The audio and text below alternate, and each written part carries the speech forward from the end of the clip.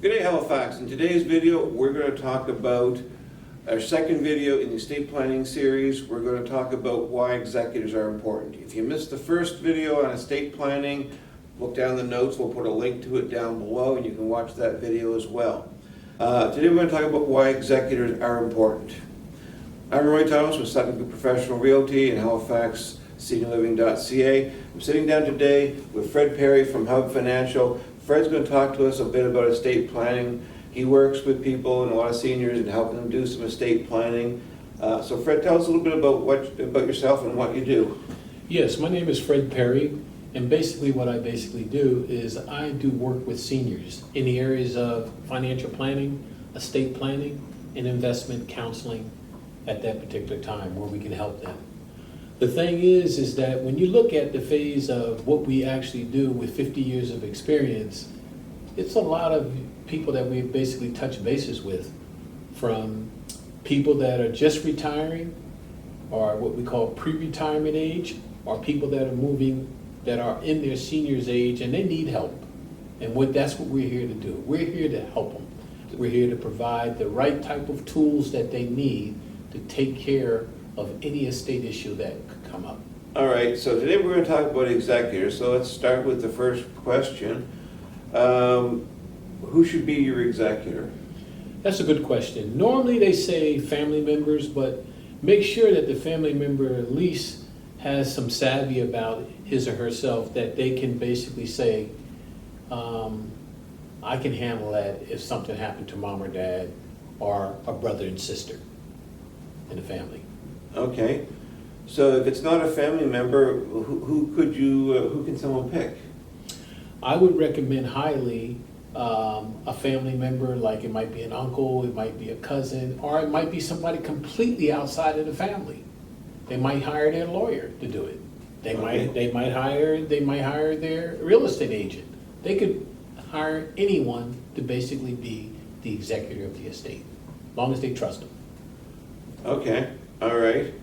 So for the average person doing the average estate, if one of your parents had passed on, what's a quick summary of some of the things they would have to do as an executor?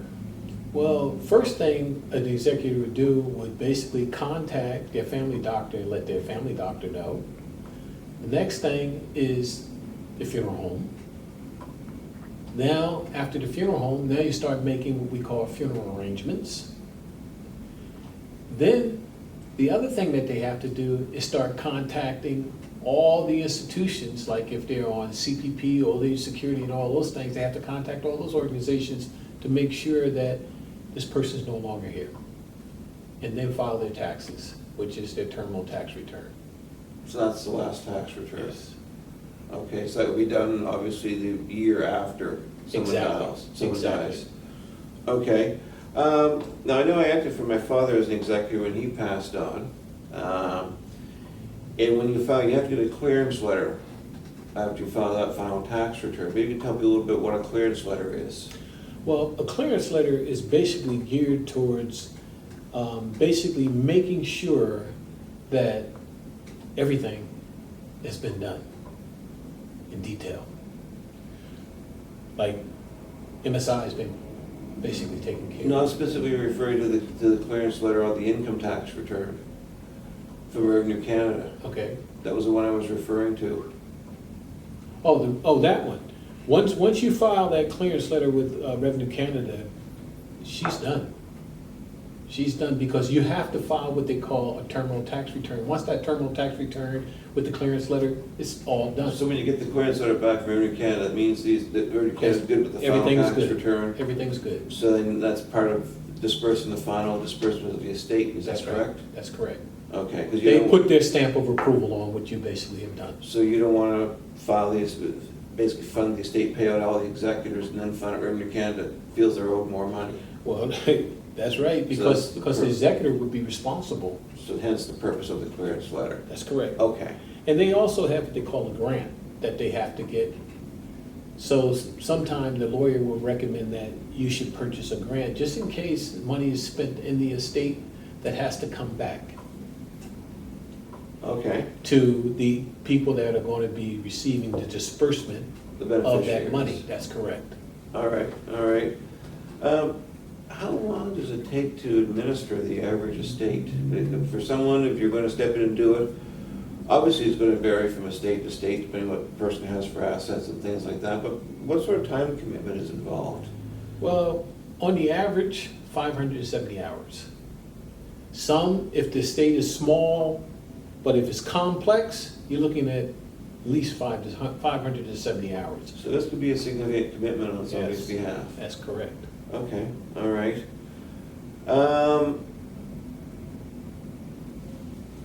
So how long does it typically take an executor to wrap up an estate? Again, I know this is gonna vary, obviously, depending on the estate, but what's the It sort really of varies, frame? but the average of getting an estate completed, maximum, they normally say at the courts, they say anywhere from a year to 18 months, maybe 2 years stretching it. Okay, That's what you're looking at. so that's including selling any real estate that people That's have, correct. filing the final tax returns, Paying canceling everybody. pensions, paying everybody out. Exactly. Okay. All right, is there anything else we should know about being an executor? Well, one thing that I like to really throw out about the executor, nobody basically sets up a program to have the funding for the executor to handle these matters. What we say is set up what they call, you can do it through life insurance, set up a life insurance plan so when the person dies, even if the executor is paying that money out of their pocket, remember, an executor, for the work that they do in an estate, is entitled to 5% of that estate, the So- total. So if the estate was worth $1 million, they'd be entitled to a $50,000 fee? That's correct. Okay. All right, Okay? so they get that off the top, I assume, that they take it somewhere along the line? Yes. Probably the final disbursement? Well, they'll probably take it first, because remember, they're the one that's distributing the assets. Okay, And the real estate and any other type of investment property that would be involved at that time. okay, all right. So you mentioned this funding by insurance, so how does that work? If an executor is taking over someone's estate, then let's say the estate is not very liquid, it's tied, but most of it's tied up in real estate, so they have to sell the house, let's say, before the executor has a whole lot of money to do anything with. You're saying they need funding in the meantime? Roy, that's a very good question that you just asked. And the reason why I say it's a very good question is because when you're funding that executor, you make the executor beneficiary of your estate. So let's say if it was me and I died and you were the beneficiary, I'm going to have you as the beneficiary. Okay, So now that cash is available outside of the regular assets that will be going, so they might need 2 life insurance policies, they might need 3 life insurance policies. so what It all you're saying depends. is that as part of the estate could actually buy an insurance policy Mhm. to produce cash when the person dies? That's correct. That the executor can use to fund the estate, That's correct. keep it running until such time as the assets start to be liquidated and the money starts coming in. That's correct. Okay, so the person who's doing the will would then go to like an insurance agent, obviously, and then buy a certain policy. Is this a Correct. special policy, or is this just a regular life insurance Well, policy of it a all required depends. amount? It all depends on how the insurance advisor wants to design it. But normally it's either going to be whole life or term.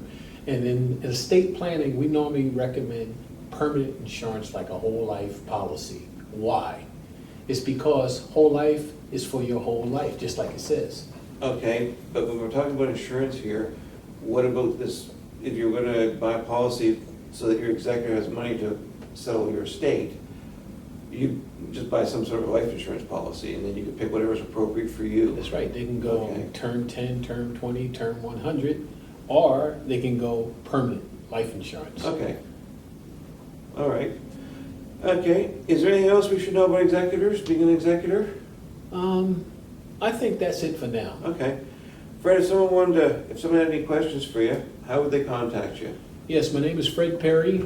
They can call me at 902-989-1041, or they can text me or either phone me at that number, or they can send me an email at fredcperry11@gmail.com. And that's all direct. It gets right directly to me.